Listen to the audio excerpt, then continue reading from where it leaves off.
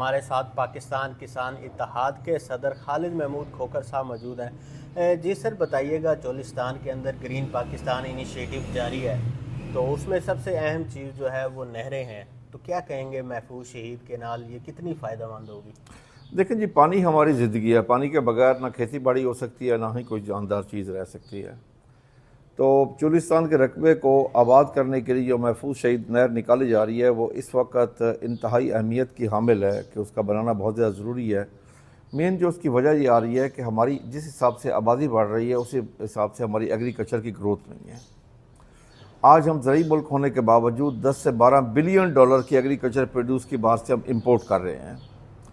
تو اس لیے ان رقبوں کو ہمارے پاس، کیونکہ قدرت نے تو ہمیں بہت وسائل دی ہیں، لیکن ان کا ہم استعمال نہیں کر رہے تھے۔ ہمارے پاس کئی ملین ایکڑ رقبہ پڑا جس کو ہم آباد کر سکتے ہیں۔ تو اب اس وقت یہ فیصلہ، میں تو بلکہ کہوں گا کہ دیر سے فیصلہ کیا گیا، لیکن بہرحال دیر آیا درست آیا کہ اس رقبے کو آباد کیا جا رہا ہے، چولستان کو، جو کہ ورجن لینڈ ہے، جس سے ہم خصوصاً ہماری جو سب سے امپورٹنٹ کراپ ہے کاٹن، ہم وہاں سے لے سکتے ہیں، اور آرگینک کاٹن بھی وہاں سے لے سکتے ہیں۔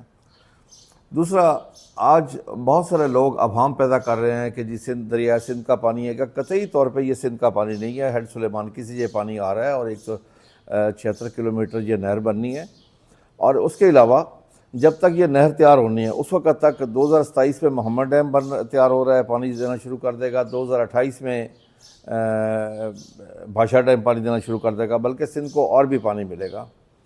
ہمارے ملک میں بدقسمتی ہے کہ کچھ باہر کی قوتیں یہاں کے کام کرتی ہیں، جس طرح کالا باغ ڈیم نہ بننے دیا گیا، اس کی مخالفت، آج تک اس کی مخالفت ہو رہی ہے۔ بلکہ اس میں اپنے سندھی بھائیوں سے گزارش کرتا ہوں کہ ہم سب پاکستانی ہیں۔ اگر آپ کو کالا باغ ڈیم پہ کوئی اعتراض ہے، بھئی آپ کو پانی کم ملے گا، تو ہم پنجاب والے آپ سے ٹی سائن کرنے کے لیے تیار ہیں کہ تمام اختیار آپ کا ہوگا، سارا پانی پہلے آپ لیں، آپ سے بچے تو ہمیں دیں، پورا ہم اختیار دینے کو تیار ہیں، لیکن کالا باغ ڈیم بھی بنے دیں۔ اور اس نہر سے تو ان کا تعلق ہی کوئی نہیں ہے۔ پچھلے دنوں میں بات ان کی ایک ترجمان سے بات ہو رہی تھی، ایک ٹی وی چینل سے، میں اس میں موجود تھا، وہ فرما رہی تھی کہ اسے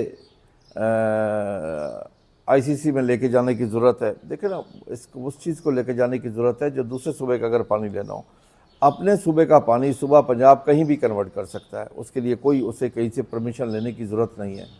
یہ اپنے صوبے کا پانی ہے، اپنے صوبے کی تقسیم ہے، پنجاب کی تقسیم ہے آپس میں، اور پھر یہ ڈیم بن گیا کہ اس سے پانی اضافی ملے گا۔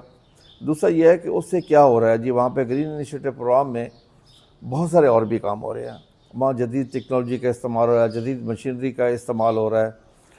میں یہ سمجھتا ہوں کہ پاکستان میں ڈائیو بس آئی تھی، ایک اچھی بس آنے سے ساری بسیں ٹھیک ہو گئی تھیں۔